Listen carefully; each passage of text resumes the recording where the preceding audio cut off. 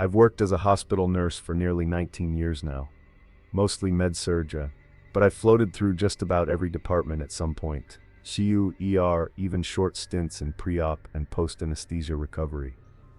But radiology? That's its own world. Nurses don't typically stay long in the imaging wing unless we're transporting patients or managing contrast. But there was a time early in my career when I got temporarily reassigned to assist with contrast, preps and CT and MRI. Staffing shortages, holiday coverage, you know how it goes. That's how I ended up spending several weeks covering part-time in our radiology unit. Let me be clear, CT suites are controlled, highly monitored environments. We have locked access, logins for each scan, radiation badges and prep areas separated from the scanner itself. Everything is on schedule. You know exactly who's supposed to be in the room and when.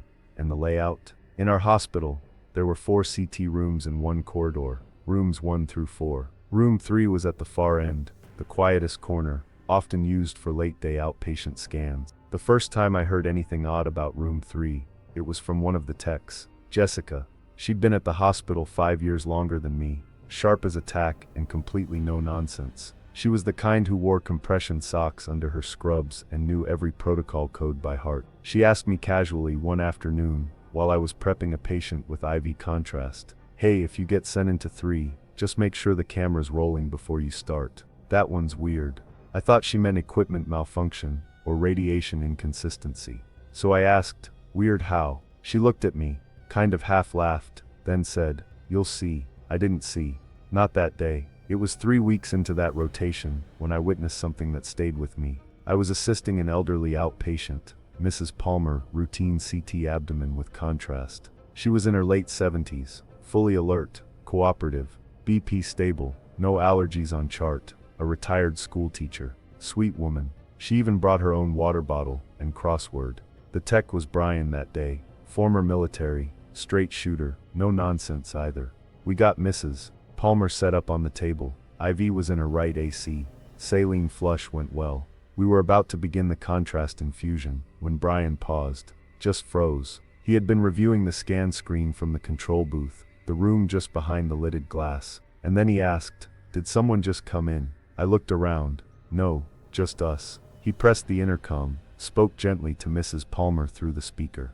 "Ma'am, are you okay?" And she responded, voice completely calm, but puzzled.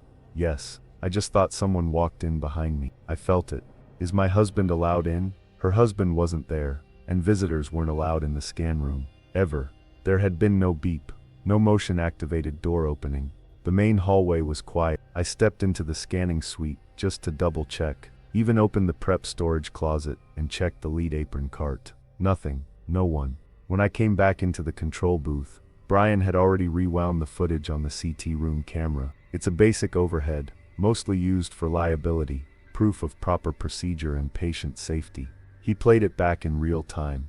The footage showed Mrs. Palmer on the table, lying flat. I was at her side adjusting the contrast tubing. Brian was behind the glass, and for just under 2 seconds, barely more than a flicker, there was a silhouette behind her head. Not detailed, not dramatic, no eyes, no expression, just a darker patch of movement, like someone had stepped in from behind the scanner arch and paused, then gone.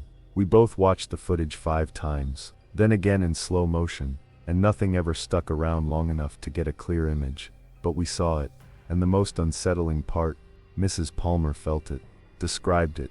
With no way of knowing what we had seen, we completed the scan. No adverse reaction to the contrast. She left in good spirits. The incident didn't go on any formal report, because there was nothing actionable. But after that, the rumors started getting louder. A week later, a tech named Malik refused to work solo in room 3, said he heard the scanner activate without a patient inside. Lights clicked on. Table moved 3 inches, all documented on the system logs. Facilities came in, ran electrical checks, found nothing abnormal.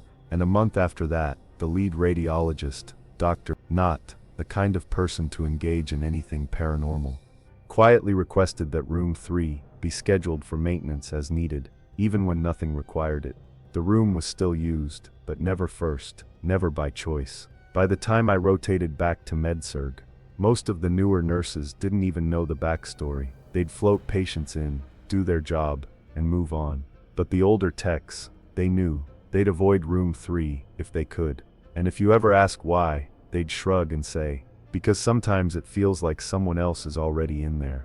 To this day, I don't tell people what to believe. I'm a nurse. I follow procedure, track vitals, chart everything down to the timestamp. But I also trust the people I've worked with. People who don't spook easy. People who know what a room should feel like. And every now and then, when I walk past radiology, I glance down the hall at room 3. The door's always shut, but I swear it never quite feels empty. Hello friends, and thank you so much for tuning in. A special shout out to our incredible subscribers. Your support keeps these creepy, fascinating, and sometimes even comforting stories alive. But here's something to think about. Only about 30% of our viewers are subscribed. If you enjoy our content, hitting that subscribe button helps more than you might realize. It only takes a second, but it makes a world of difference. While you're at it, a like and share go a long way in keeping these eerie tales coming. Thank you again for being part of this journey. You're the reason we're here. See you in the next one, if you dare.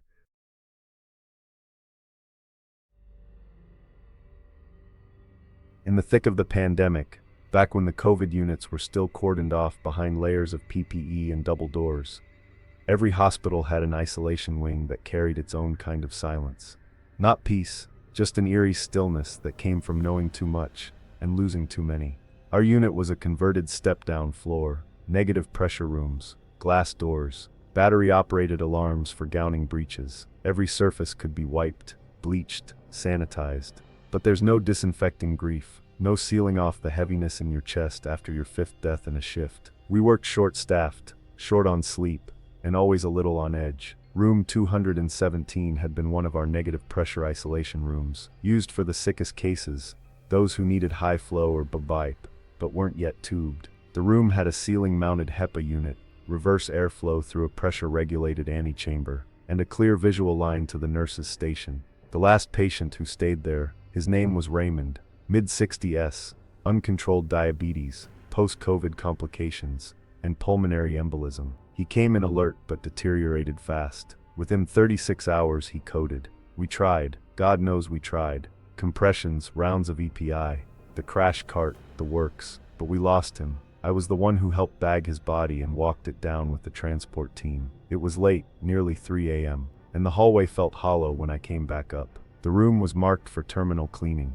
No one entered after that. The next night, we started hearing it.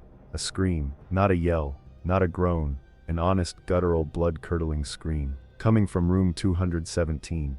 We had no patients in that room. It had been scrubbed top to bottom, sealed for HVAC reinspection, and the keycard lock was restricted to management and infection control. The glass door was shut, curtain drawn, room unoccupied. I was at the station when it happened. So were 2 other nurses and a respiratory tech. We all heard it. Everyone froze. One of the newer RNs stood up and asked, "Who's in 217? No one answered. Security was called. Infection control verified that the badge reader showed no entry in the past 12 hours. The cameras outside the door, clear. No one had walked in or out since the cleaning crew left earlier that morning. Maintenance checked the ventilation for any odd acoustics, air suction, mechanical whine, even a rodent. Nothing.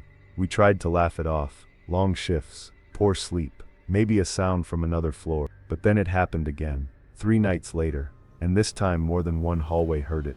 Staff from 2 adjacent units came down to ask what was going on. One even thought a psych patient had been placed in isolation. The sound was too human, too real. Still the room stayed empty, still sealed. Some started calling it the screamer, not as a joke, more like a way to talk about it without admitting how much it rattled us. One night a float nurse, new to the unit, was prepping for a late med pass and swore she saw movement through the glass of 217. She said she looked up and saw a figure pacing, not standing, pacing.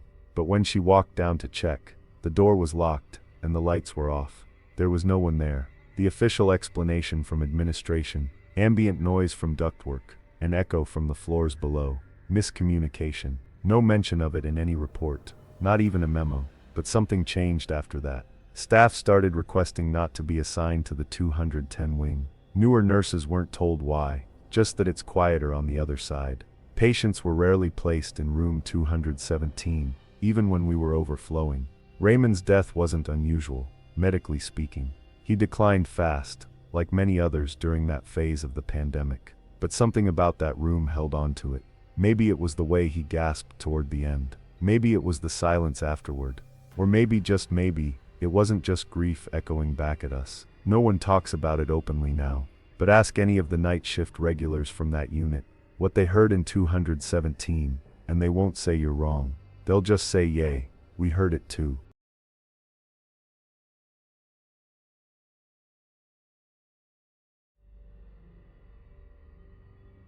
Hospitals are noisy places, beeping monitors, rolling beds, shift change chatter, but at night everything changes. The chaos settles, the halls thin out, and the silence becomes something you notice. Our night shift crew worked on the first floor, general medical unit, tucked into a quieter wing of the hospital. It was mostly low acuity patients, longer stays, older folks, a few observation holds. That stretch of rooms faced the rear parking lot, where deliveries came in, and where night shift staff parked. Fewer visitors, fewer interruptions. But what made our wing especially odd was the floor above it. Technically there was a second floor, but it had been gutted years ago. Renovation plans halted mid-project due to budget issues. No drywall, no tile, just exposed beams, broken ceiling panels, and construction tape hanging from door frames. It had been sealed off with steel push bars and keycard locks. You needed management-level clearance to even get past the stairwell. And yet, most nights, you'd hear someone walking up there. Not just walking, pacing. The sound was unmistakable. Heavy, deliberate steps, like someone in boots. Back and forth, in a rhythm. Always around 2 or 3 a.m. Always over rooms 116 to 120. We joked about it at first. Phantom maintenance guy, or the ghost of budget cuts past. But it kept happening. For weeks. Then months. New staff would always ask the same thing. Who's working upstairs? And every time, someone from the regular crew would shake their head and say, that floor's been sealed for years. One night, our charge nurse, Angela, got tired of the rumors and called security herself. She wasn't the type to entertain nonsense. She logged a formal report and asked for a full sweep of the second floor. 2 officers came out. They scanned the stairwell badge reader. No recent activity. Opened the door manually with a master key. Brought in flashlights and walked the entire upper level. We watched the security feed from the nurses' station. They were the only 2 people up there, and they heard nothing.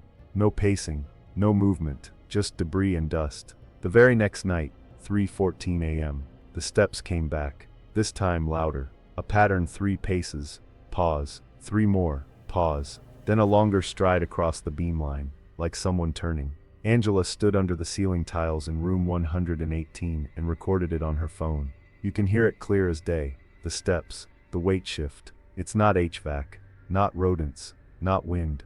We had it reviewed by maintenance. No ducts run directly above those rooms. No machinery. Nothing heavy enough to produce that kind of vibration.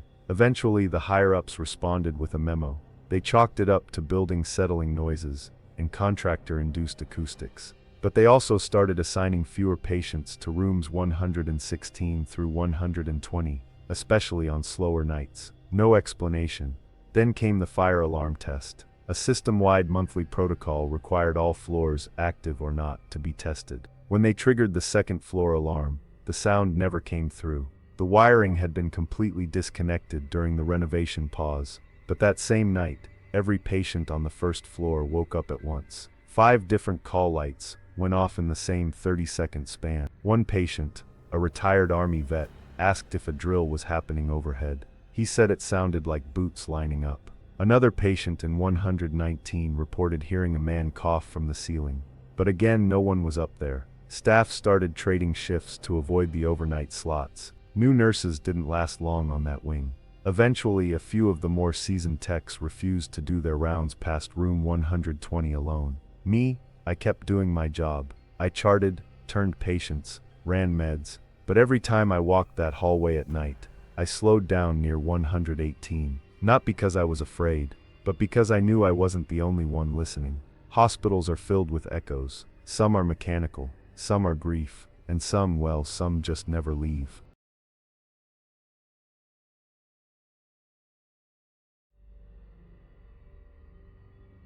End-of-life care is never easy, even when it's expected, even when the family's been prepared.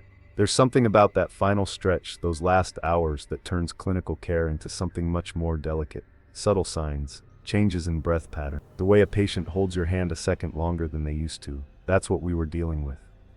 The night Mrs. Lane started to decline. She was in her early 80s, admitted with advanced heart failure. Second admission in 6 weeks. The kind of patient you remember, not just because of her condition, but because of her calm. Always said thank you. Always asked about your shift. Widowed. 3 kids, 7 grandkids. They visited often, until her condition worsened, and we had to move her to a private room on the palliative wing. The night shift had started like any other. I had 6 patients. Mrs. Lane was stable at first. Oxygen running low flow, vitals borderline but consistent. We weren't expecting her to go that night. Around 2:30 a.m., her call light went off. I headed in quietly, assuming she needed water or help adjusting her pillows. She was lying still, eyes half open, breathing shallow, but she didn't look distressed. She smiled, then whispered, "She's waving to me." I glanced at the door, expecting one of the techs, or maybe her daughter had come back after visiting hours. But no one was there. I asked gently, "Who do you see, Mrs. Lane?" She kept smiling, eyes toward the window, and said, "The little girl in the white dress. She's been standing there for a while. It's okay. I think she came to take me." I checked her temperature. No fever, no signs of delirium. She was lucid, calm. There was no child in the room. The window was closed, the curtain partly drawn. No movement outside, just the quiet rear courtyard and its security lights. 10 minutes later, Mrs. Lane passed away peacefully. No code, no alarm, just a slow tapering off. We called the family, made the necessary notifications, placed a white rose at the door. It was dignified, gentle, as she would have wanted. It might have ended there, just a peaceful passing, with a moment of confusion, until one of our unit clerks brought something to my attention during chart checks. We had recently installed motion-triggered security cameras in patient hallways and doorways, hospital policy after a couple of safety incidents. Room cameras were set to record a few seconds before and after motion detection. The clerk had pulled the feed to verify time of death for documentation, and right before I entered the room, at 2 hours 29 minutes and 54 seconds a.m., there was a frame, just one, a faint outline, standing by the window, small, child-sized, not sharply defined, but clearly there, head tilted, one arm raised, as if waving. Then it vanished. The frame after that, nothing, just the window, no alert, no reflection, no light shift, just gone. Security reviewed the footage, no tampering, no glitches in the system, no access badge swipes in or out of that hallway for the hour before or after. Environmental services confirmed no light from outside would have produced a shape like that. It was logged, but quietly. No one wanted a fuss. The nurses who've worked nights long enough, we don't talk about it much. Not out of fear, out of respect. Because every so often, a patient sees something we don't. And it's not always confusion. Sometimes it's clarity. I don't pretend to know what that shape was. But I do know this. Mrs. Lane died at peace, smiling, reaching towards something only she could see. And I choose to believe, whatever was there, whoever was waving, was someone she loved. Thank you so much for watching and being part of this growing community. Your support means the world to us, and it's what keeps these creepy, fascinating, and sometimes comforting stories alive. We'd love to hear from you. If you've experienced something eerie, unexplained, or deeply moving, feel free to share your own story in the comments below. You never know, your story might be the next one featured. And if you haven't already, don't forget to subscribe, like, and share to help keep the chills coming. We couldn't do this without you. See you in the next one.